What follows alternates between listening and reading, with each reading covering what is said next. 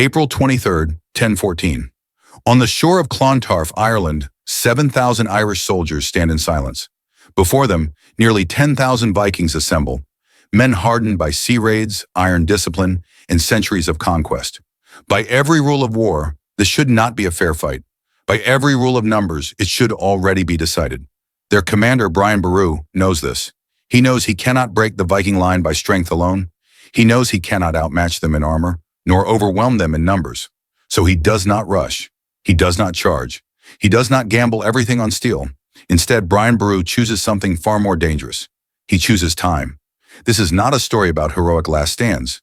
It is not a story about perfect formations clashing at dawn. There will be no glorious cavalry charge, no clean victory carved by brute force. This is a story about patience, about a battlefield chosen too carefully, about a battle begun at exactly the wrong hour, and about an army that would realize, far too late, that the sea itself had turned against them. What happened at Clontarf was not an accident, it was not luck, and it was not destiny, it was calculation. For more than 200 years, Vikings had dominated Ireland's coasts. They arrived with the tide, struck without warning, and vanished back to the sea.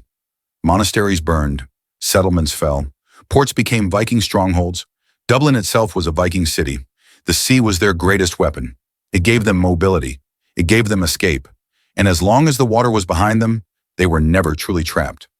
Every enemy they faced understood this, and most failed because they fought the Vikings where the Vikings were strongest. Brian Boru refused to make that mistake. Clontarf was not open ground. It was narrow, hemmed in by marshland and shoreline. The earth was soft. The space was tight. Movement was restricted, retreat uncertain. And behind the Viking army, not hills, not forest, but water. Ships anchored offshore, long ships that promised safety, withdrawal, survival, but only if the tide allowed it. Brian Boru understood the land, but more importantly, he understood the hour.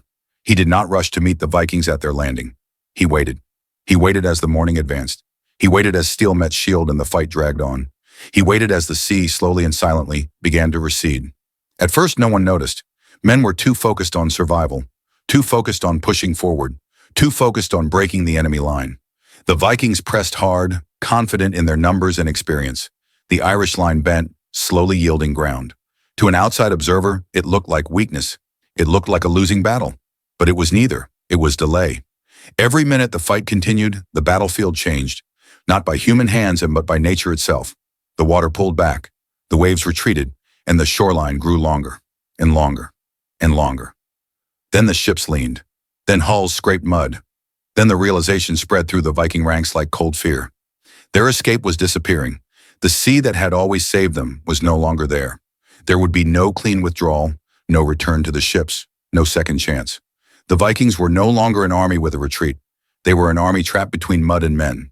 This is the moment Clontarf becomes something else, not a contest of strength, but a test of endurance. Armor grows heavier, shields rise slower, fatigue replaces fury, small units become isolated, orders collapse, panic moves faster than command. Brian Boru did not need to crush the Viking army. He only needed to make sure they could not leave.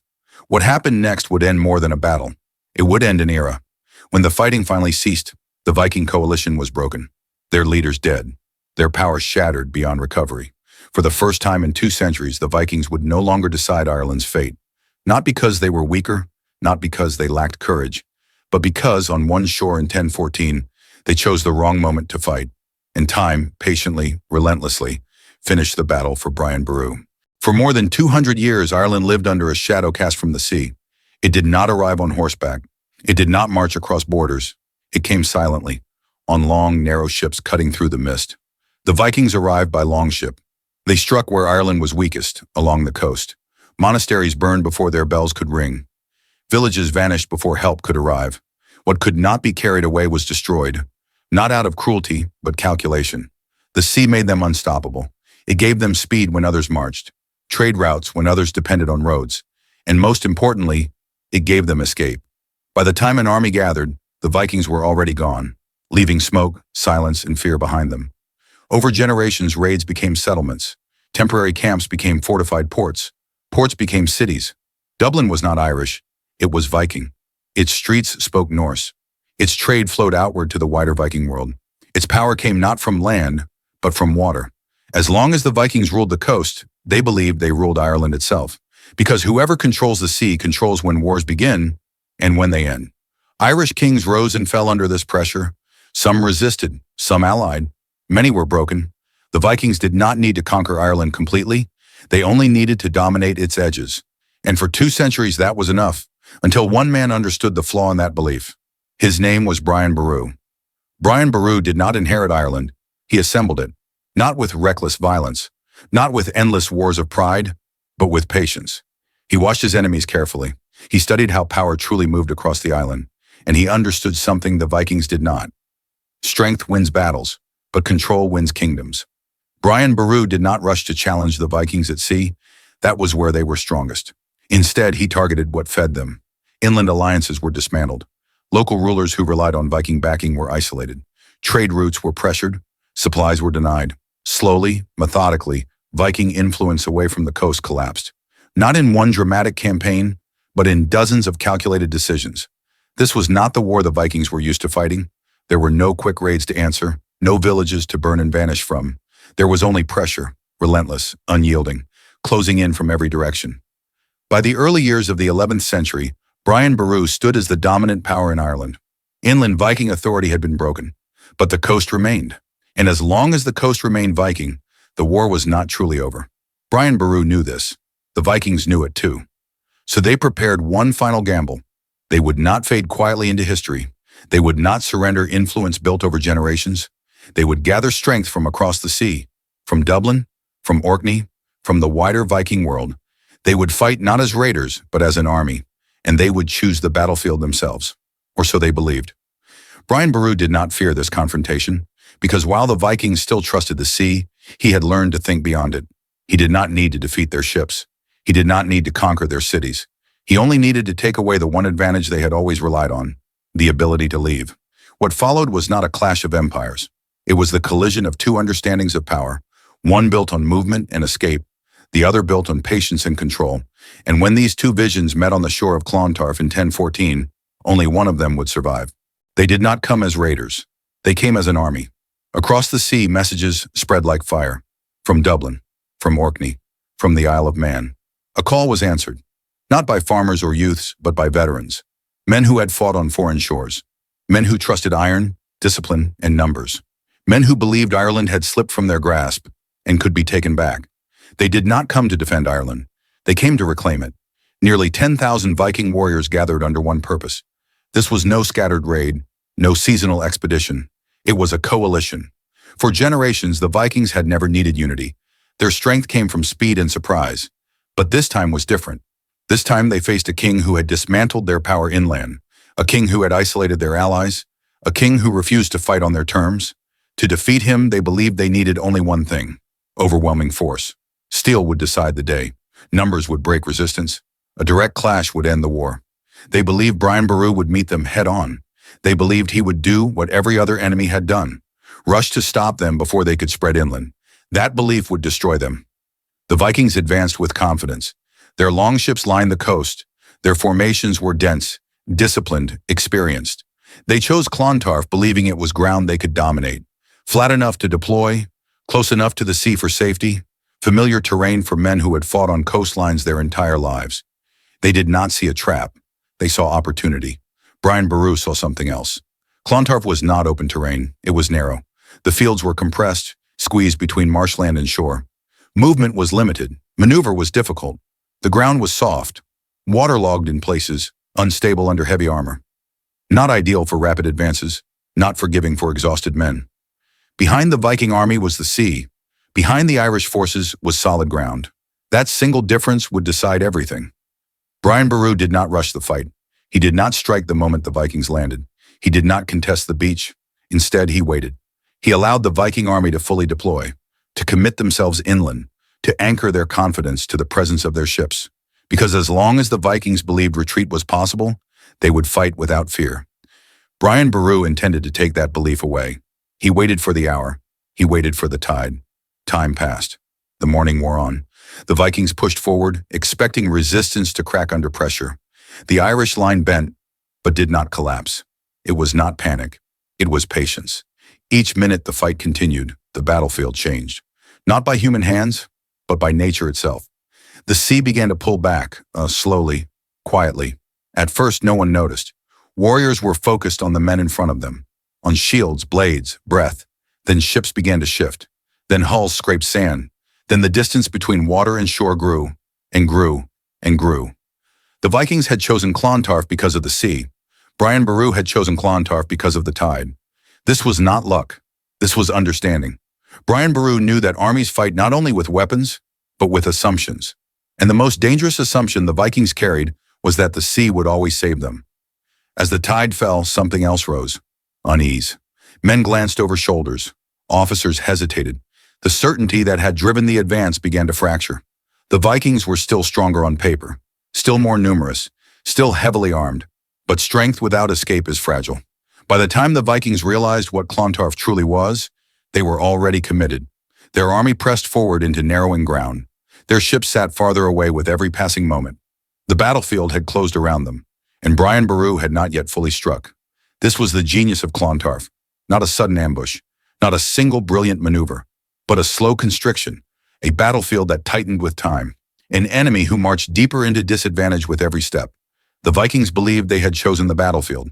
In truth, it had been chosen for them. What followed would not be decided by courage or fury. It would be decided by endurance, by exhaustion, by whether an army could survive once its last path of retreat had vanished into mud. And on that narrow strip of Irish coastline, the sea was already moving away. At first light, the battle begins. Steel meets shield in the gray hour before sunrise, when men are still cold and the world has not fully woken. On the shore of Clontarf, war does not explode. It presses forward. The Vikings advance with discipline, not in chaos, not in fury, but in order.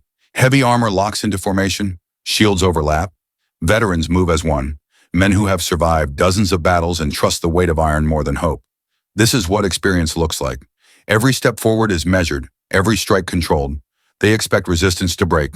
The Irish line holds. At first, then it bends, slowly, deliberately. They give ground, not in panic, but in inches. To an outsider, it looks like weakness, like an army already losing. But to Brian Boru, it is something else entirely. It is calculation. Brian Boru does not demand a charge. He does not throw men into the Viking advance. He allows pressure to build. He allows the Vikings to believe their strength is working. Minute by minute, the Irish line absorbs the impact. Shields crack, arms tire, breath grows heavy, but they do not break. They retreat on purpose. Every step backward buys time. Every clash delays the inevitable moment Brian Boru is waiting for. This is not a battle meant to be won quickly. It is a battle meant to last. As the sun climbs higher, the fighting intensifies. Armor grows heavier with sweat. Mud pulls at boots. The ground begins to give way beneath the weight of men and iron. Still, the Vikings push. This is what they know how to do.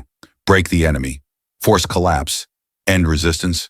They do not look back, because while men fight, something else is moving.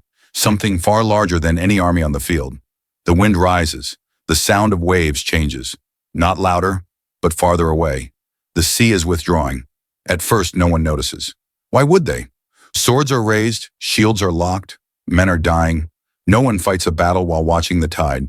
Then ships lean, just slightly, enough for sailors to feel it beneath their feet.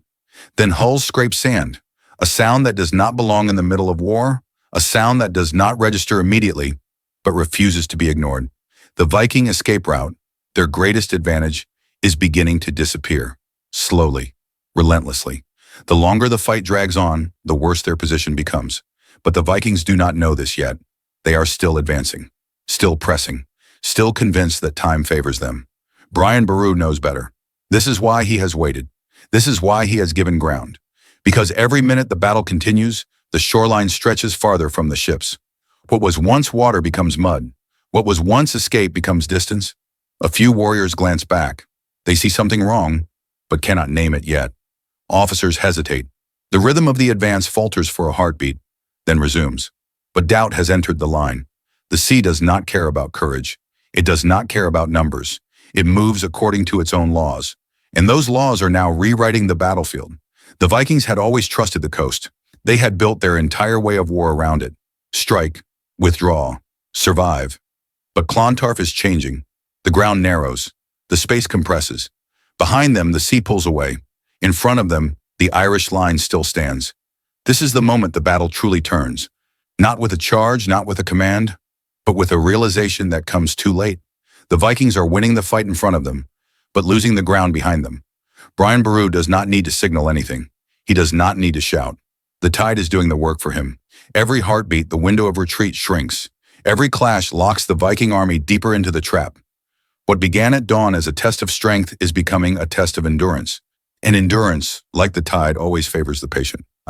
Then they look back, and the sea is gone. Where water once waited, there is only exposed sand. Where ships once promised escape, there are hulls trapped in mud, motionless, useless, abandoned. In that instant, the Viking army understands something terrible. There will be no withdrawal, no regrouping, no second line, no return to the ships. The one advantage that had saved them for 2 centuries has vanished without a single blow. The sea did not retreat with fury. It simply left. Panic does not arrive as a scream. It arrives as hesitation. A warrior pauses too long before striking. An officer turns his head instead of giving orders. A formation loosens. Just enough. Small units begin to fracture. Men fight not for position, but for space. Command collapses not with a shout, but with silence. No one knows who to listen to anymore. This is not a dramatic final charge. There is no rallying cry. There is only exhaustion. Men are too tired to lift weapons. Arms shake beneath the weight of shields. Breath comes in shallow gasps. Armor that once meant survival now drags men into the mud. To flee is impossible. To stand is unbearable. This is what it means to be trapped. Not surrounded by enemies, but abandoned by escape. The Irish line tightens. Not with fury, not with haste, with inevitability. They step forward into men who can no longer step back.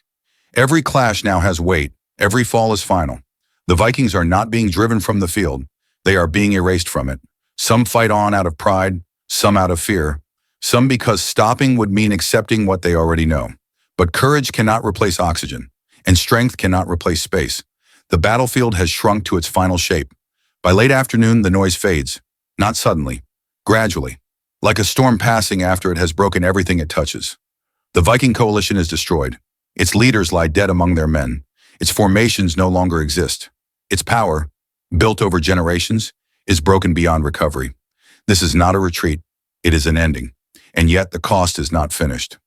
Far from the front lines, away from the clash of steel and shield, Brian Boru waits in his tent. He is old. He has done what no king before him could do. He has defeated the Vikings not with fury, but with understanding. Not with speed, but with patience. Fleeing enemies break through the rear. Desperate men, not soldiers anymore. They do not come for victory. They come for escape. And in the chaos, Brian Boru is struck down. Not on the battlefield, not in glory, but in the quiet aftermath of triumph. The battle is won, the war is ended. But the king who planned it will never see what follows. Brian Boru dies knowing the outcome, but not the legacy. He does not see Ireland free from Viking dominance. He does not see the coast fall silent. He does not see an era close. That knowledge belongs to history. Clontarf is remembered not because it was the bloodiest battle, not because it was the largest, but because it changed the rules. It proved that power is not decided by who strikes hardest, but by who controls the moment. The Vikings lost not because they were weaker. They lost because they stayed too long on a shore that no longer belonged to them, and Brian Boru won, not by breaking his enemy, but by waiting until the world itself turned against them. He won the battle, and paid for it with his life. When the fighting ends, the beach is quiet, not triumphant, not celebratory, just silent. Clontarf does not feel like victory. It feels like something has stopped breathing. This battle did not erase the Vikings from Ireland overnight. There were still Norse settlements, still traders, still men who spoke their language and carried their customs. But something far more important ended here. Their dominance. Never again would the Vikings decide Ireland's fate.